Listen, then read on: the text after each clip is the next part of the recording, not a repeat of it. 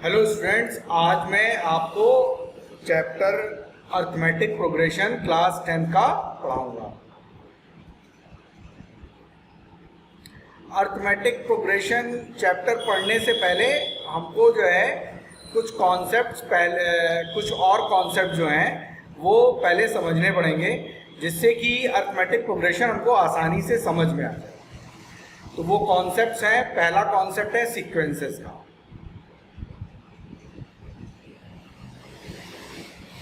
अब पहले हम लोग सीक्वेंसेस को समझते हैं। सीक्वेंसेस की डेफिनेशन होती है a set of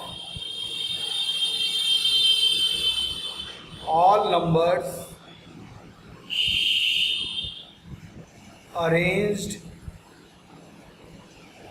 in a definite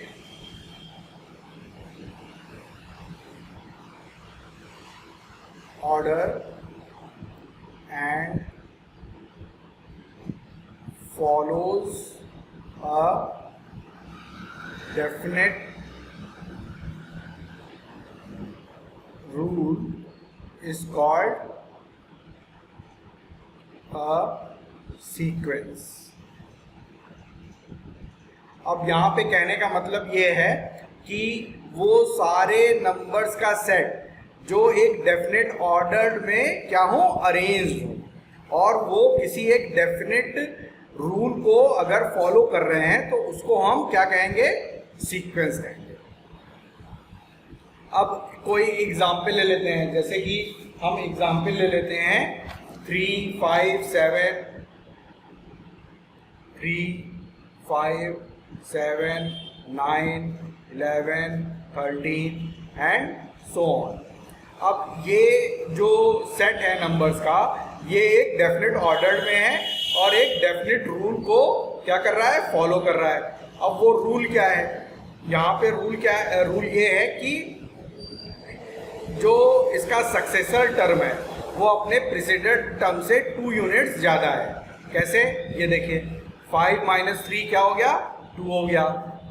अब 5 क्या है, सक्सेसर टर्म है, और 5 का प्रेडेसेसर टर्म क्या है, ये 3 है। तो 5 में से 3 जाएगा तो क्या आ जाएगा, 2 आ जाएगा। अब इसी तरीके से 7 सक्सेसर टर्म है और इसका प्रेडेसेसर टर्म क्या है, 5 है। तो 7 - 5 = क्या हो जाएगा, 2 आ जाएगा। और 9 सक्सेसर टर्म है और इसका प्रेडेसेसर टर्म क्या है, 7। तो 9 - 7 हमारा क्या हो जाएगा, 2 आ जाएगा। तो हम यहाँ पे एक ये देख रहे हैं कि ये जो सेट ऑफ नंबर्स हैं ये एक डेफिनेट ऑर्डर में अरेंज्ड हैं और एक ये डेफिनेट रूल को फॉलो कर रहे हैं। और वो रूल क्या है कि सक्सेसर टर्म में से प्रेडेसेसर टर्म अगर हम माइनस करेंगे तो हमको एक कांस्टेंट मिल जाएगा, यानी कि 2 हमको मिल जाएगा। 5 - 3 2 और 7 - 5 2 एंड 9 - 7 = 2।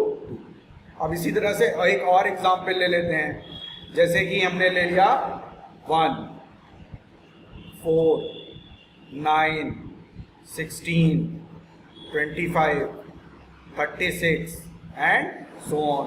अब यहाँ पे भी जो है ना, ये जो सेट ऑफ नंबर्स हैं ये एक डेफिनेट ऑर्डर में है और एक डेफिनेट रूल को फॉलो कर रहे हैं। अब वो रूल क्या है, वो रूल ये है कि जो है जो नेचुरल नंबर्स के ये सारे स्क्वायर्स हैं। जैसे पहला टर्म क्या है, 1 का स्क्वायर है तो 1 आ जाता है। दूसरा 2 का स्क्वायर है तो 4 आ जाता है। तीसरा 3 का स्क्वायर है तो 9 आ जाता है। चौथा 4 का स्क्वायर है तो 16 हो जाता है। और पांचवा 5 का स्क्वायर क्या हो जाता है, 25। तो ये एक डेफिनेट रूल को फॉलो कर रहा है, इसलिए इसको हम क्या बोलेंगे, सीक्वेंस बोलेंगे। अब सीक्वेंस के बाद जो है ना, जो दूसरा कॉन्सेप्ट है वो कॉन्सेप्ट है सीरीज का कॉन्सेप्ट है। अब सीरीज के कॉन्सेप्ट को समझते हैं हम लोग।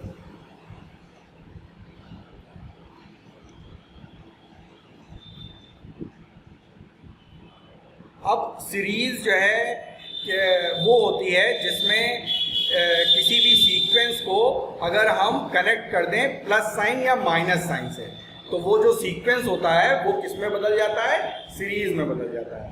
अब मैं आपको सीरीज की डेफिनेशन भी लिख देता हूं यहां पे। If the terms of A sequences are connected by plus or minus sign, we get a series। अब यहाँ पे कोई भी सीक्वेंस है, अगर हम उसको अगर हम उसके सारे टर्म्स को प्लस साइन या माइनस साइन से कनेक्ट कर दें तो वो किस में बदल जाएगा, वो सीक्वेंस किस में बदल जाएगा, सीरीज में बदल जाएगा। जैसे कि हमने पहले एग्जाम्पल लिया था 3, 5, 7, 9, 11, 13। अब इन सारे ये जो सीक्वेंस था इसको हमने प्लस साइन से कनेक्ट कर दिया तो ये हमारा किस में बदल गया, सीरीज में बदल गया। अब इसके बाद कॉन्सेप्ट आता है हमारा प्रोग्रेशंस का।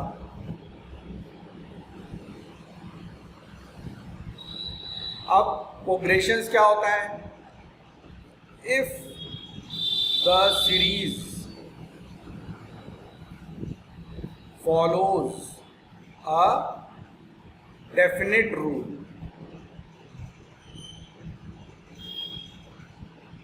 it becomes progression।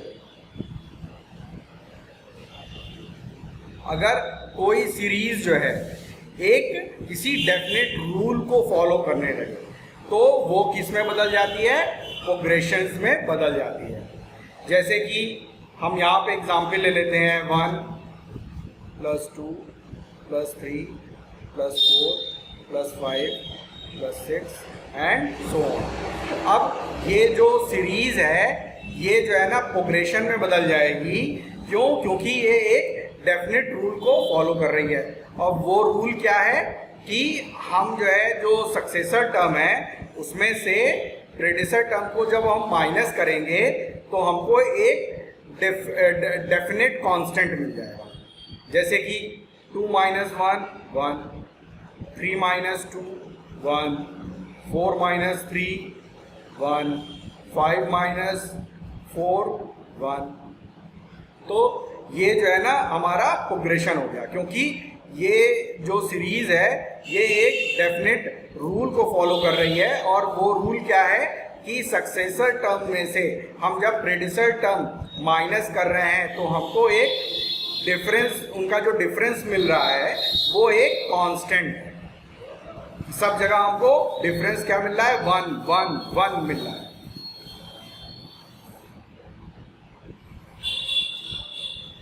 अब इसके बाद हम लोग आ जाते हैं अरिथमेटिक प्रोग्रेशन। अरिथमेटिक प्रोग्रेशन क्या होता है? प्रोग्रेशन तो हमने समझ लिया, अगर सीरीज जो है एक डेफिनेट रूल को फॉलो कर रही है ना, तो वो प्रोग्रेशन बन जाती है। अब कोई भी प्रोग्रेशन अरिथमेटिक प्रोग्रेशन कब कहलाएगा, अब हम ये समझते हैं।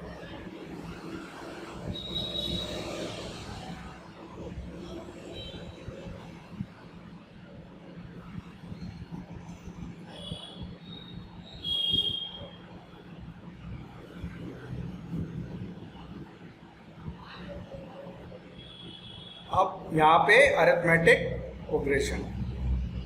अब सबसे पहले हम अरिथमेटिक प्रोग्रेशन की डेफिनेशन समझते हैं।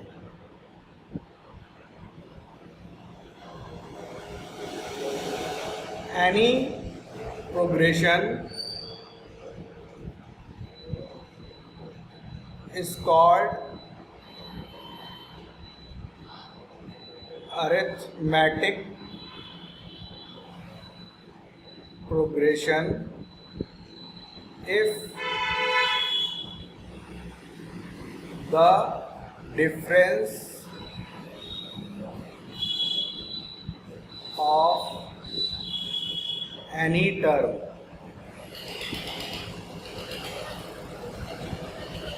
from its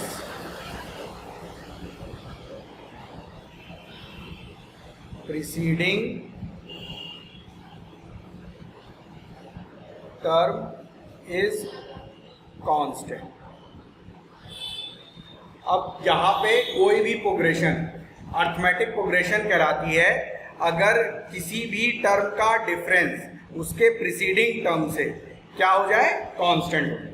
अब एग्जाम्पल के तौर पे हम समझ लेते हैं, जैसे A1, A2, A3, A4, A5, A6 and AN. ये एक प्रोग्रेशन है. अब इसमें अगर इसके जो कोई भी टर्म है, जैसे A2 term minus A1 term का जो डिफरेंस है वो आ गया D, और उसके बाद A3 माइनस A2 टर्म का भी डिफरेंस जो है ना D आ गया, और A4 माइनस A3 का भी डिफरेंस जो है हमारा D आ गया, और A5 माइनस A4 जो डिफरेंस है वो भी D आ गया.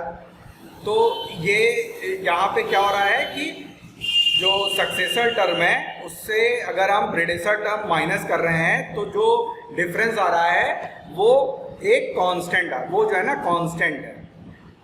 तो यहाँ पे ये जो D जो कांस्टेंट है, जो डिफरेंस है, इसको हम क्या बोलते हैं, कॉमन डिफरेंस.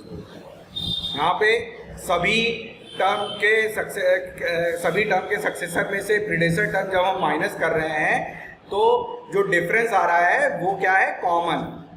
यहाँ भी D आ रहा है, यहाँ भी D आ रहा है, और यहाँ भी D आ रहा है.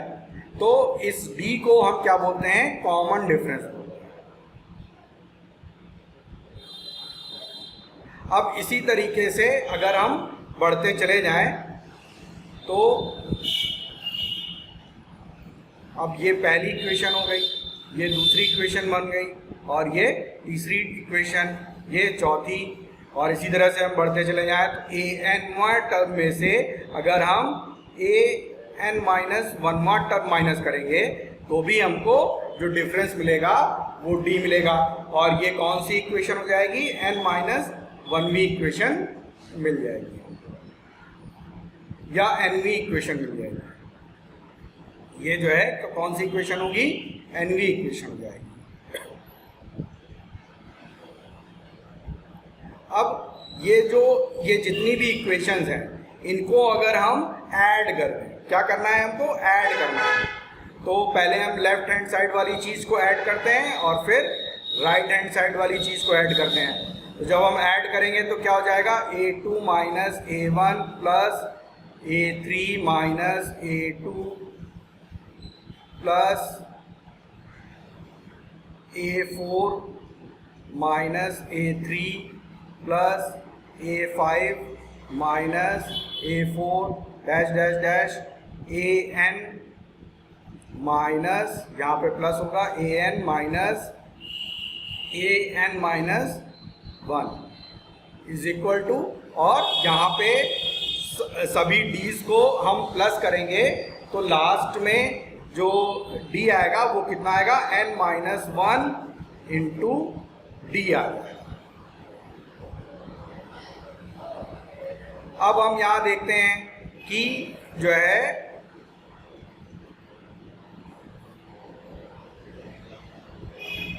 कुछ टर्म्स आपस में कैंसिल आउट हो जाएंगे, जैसे A2 कैंसिल हो गया A2 से, A3 कैंसिल हो गया A3 से, और A4 कैंसिल हो गया A4 से, और इसी तरीके से आगे A5 भी होगा, ये भी कैंसिल आउट हो जाएगा. तो लास्ट में जो टर्म्स बचेंगे वो क्या बचेंगे, AN minus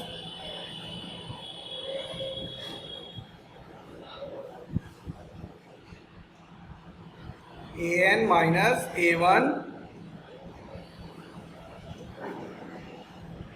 is equal to n minus 1 into D. Last में ये बचेगा अगर हम इन सारी इक्वेशंस को क्या कर दें, सम कर दें.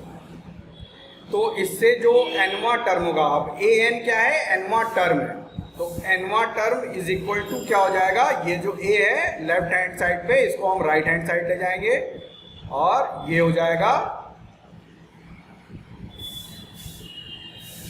तो ये हमारा एक जनरल टर्म आ गया। कोई भी जनरल टर्म अगर हमको निकालना हो तो हम इस फॉर्मूले का इस्तेमाल करेंगे।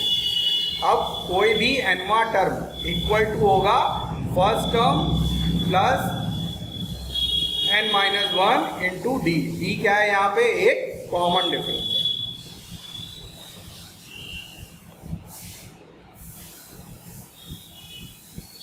अब इसके बाद आगे बढ़ते हैं हम। अब यहाँ पे हम ये समझते हैं last term of an A P हम कैसे निकालें। अगर हम मान लेते हैं कि लास्ट टर्म कोई ए पी है और उसमें जो लास्ट टर्म है वो एल है और उस ए पी में नंबर ऑफ टर्म्स कितने हैं, एन टर्म्स हैं, एन टर्म्स की एपी है और उसमें जो लास्ट टर्म है वो एल है, तो last term is equal to क्या हो जाएगा, ए प्लस n-1 इंटू डी। अब यहाँ पे ए क्या है, फर्स्ट टर्म है,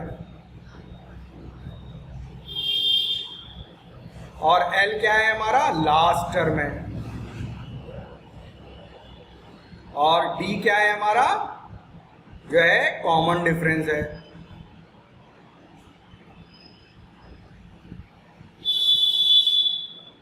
और n क्या है, नंबर ऑफ टर्म्स